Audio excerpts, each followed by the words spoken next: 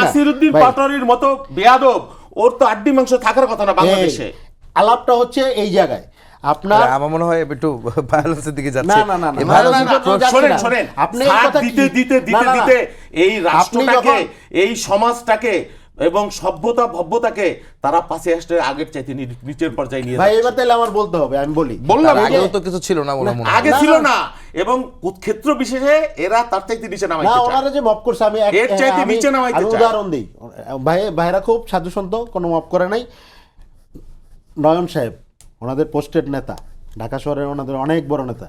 নয়ন সাহেব এই হেয়ার রোডে উপদেষ্টার বাড়ি ঘেরাও কইরা উনি বলছে যে একটা ছাগল চোর মাহফুজ একটা ছাগল চোর পাটোয়ারি, না না না, ও বাংলাদেশে জ্ঞান দেয় তাদের মাথার উপর। উনি কি বলছে মাহফুজ কোথায় আছি আমরা, রাজনীতিটা কোথায় চলে গেছে? উনি বলছে মাহফুজ একটা মাদকাসক্ত ছাগল চোর, উনি বলছে তার কাছ থেকে রাজনীতি শিক্ষা নিতে হয়।